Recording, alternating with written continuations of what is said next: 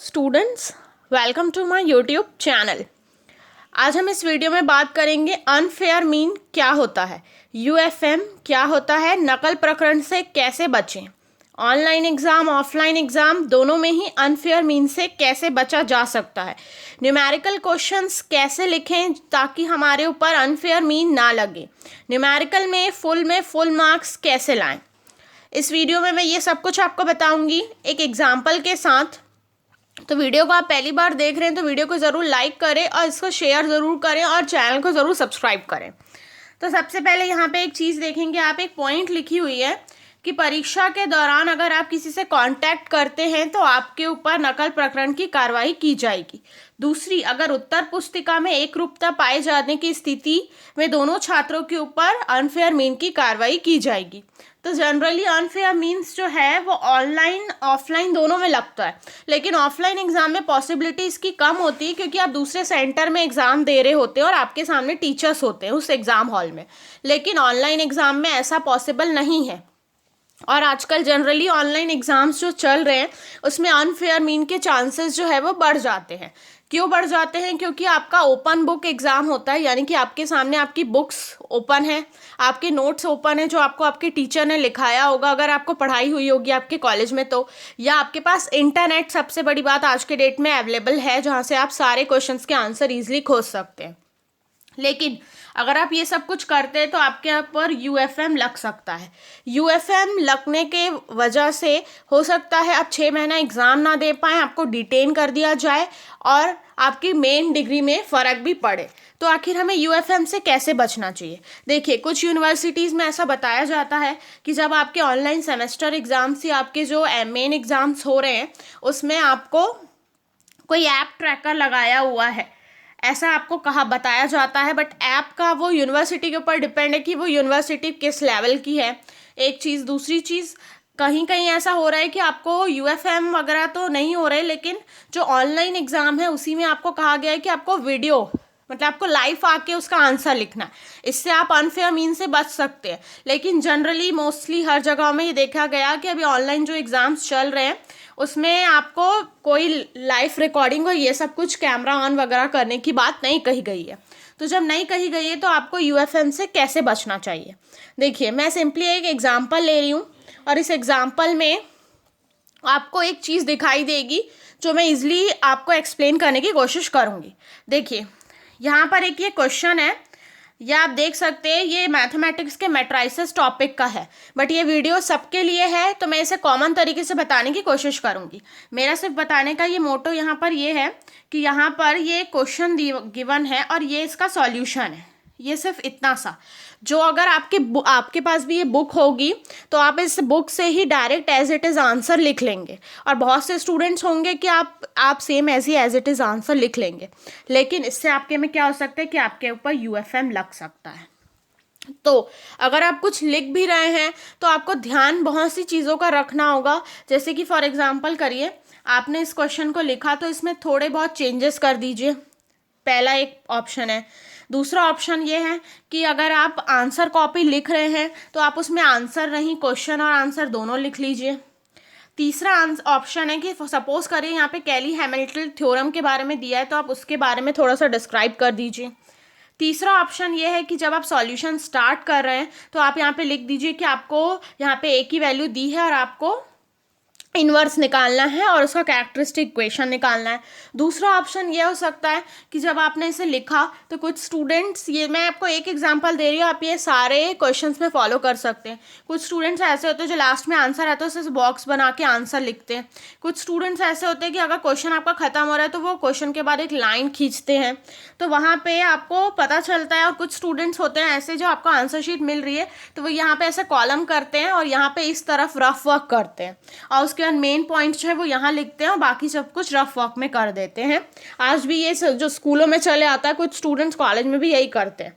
तो मैं आपको सिर्फ यहाँ पे ये बताने की कोशिश कर रही हूँ, अगर आप ओपन बुक सिस्टम अपना रहे हैं तो भी आपको अपना थोड़ा सा माइंड यूज़ करना है कि आपको आंसर को किस तरीके से लिखना है ताकि ऐसा ना लगे कि आपके ऊपर यूएफएम लग सके। बस सिंपल सी बात यही है। यूएफएम मतलब चीटिंग। चीटिंग आप ना करें, ऐसा आपको वहाँ पे दिखाना है। आपके आंसर्स में ये चीज़ शो होना चाहिए। और एक बात ज़रूर ध्यान रखिए कि कोई आंसर कॉपी अगर चेक कर रहा है तो उसको ईजिली ये पता चल जाएगा कि आपने क्वेश्चन को कहीं से कॉपी किया या नहीं किया। वो इसलिए पता चल जाएगा क्योंकि आप देखिए, सिंपल बात मैं आपको यहाँ पे बता रही हूँ। अगर आप इस क्वेश्चन को कॉपी कर रहे हैं तो इस बुक में इस क्वेश्चन का पूरा कैलकुलेशन है ही नहीं, उसमें सिर्फ डायरेक्ट टू डायरेक्ट लिख लिया गया है। तो अनफेयर मीन्स से बचने के लिए आपको उसी आंसर को अलग तरीके से रिप्रेजेंट करना आना चाहिए। और सबसे बड़ा इंपॉर्टेंट पॉइंट न्यूमेरिकल में होता है, क्योंकि न्यूमेरिकल में आप के ऊपर अनफेयर मीन्स लगने के चांसेस ज़्यादा होते हैं, क्योंकि न्यूमेरिकल्स में मेथड सबके कॉमन सेम होते हैं, बस आपको रिप्रेजेंट अलग से करना आना चाहिए, जो मैंने अभी तरीके बताए हैं। अब एक और चीज़ कहूँगी, अगर आप ये same as it is question आया है आपके में और ये अगर ये 7 मार्क्स का है तो आपको इसमें 2 से ज़्यादा मार्क्स नहीं मिलेंगे। तो इसीलिए कभी भी यूएफएम अगर आप सोचते हैं कि आपके में लगने वाला है, आपको वैसे पता नहीं रहेगा कि आपको किस तरीके से आपके ऊपर यूएफएम लग जाए, लेकिन आपको यूएफएम से बचना है तो ऐसे ही करना ही होगा कि अगर आप ओपन बुक सिस्टम अपना रहे हैं तो आपको उसमें थोड़ा सा डिफरेंशिएबिलिटी लानी होगी, अपने रिप्रेजेंटेशन में लानी होगी।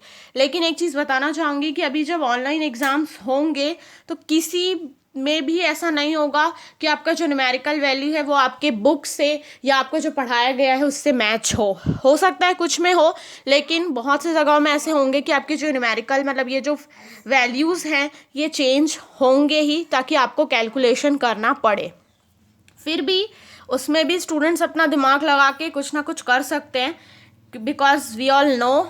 लेकिन यहाँ पे आपको सिर्फ ये ध्यान रखना है कि आपको रिप्रेजेंट बहुत अलग तरीके से करना है पूरे आंसर कॉपी में, पूरे आंसर शीट में, ताकि आपके ऊपर यूएफएम ना लगे।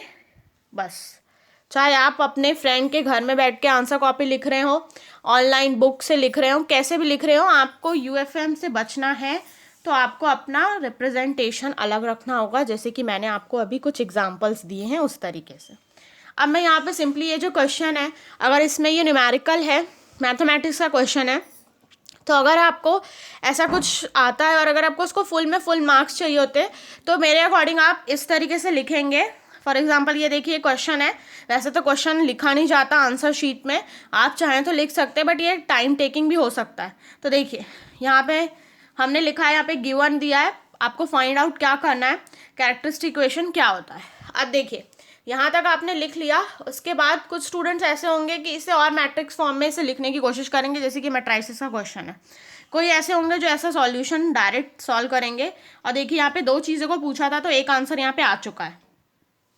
दूसरा देखेंगे तो यहाँ पे जो इसे इक्वेशन 1 को लिया और इसे एक्सप्लेन करने की यहाँ पे पूरी कोशिश की है और ये इसे पूरा लिखने की कोशिश की। और यहाँ पे देखिए मैंने ये मार्क इसलिए किया है कि कोई स्टूडेंट्स क्या करेंगे, इस चीज़ को नहीं लिखेंगे और रफ वर्क में कर देंगे और डायरेक्ट ये वाला ऑप्शन लिखेंगे, ये मतलब ये लाइन लिखेंगे, इसको स्किप कर देंगे।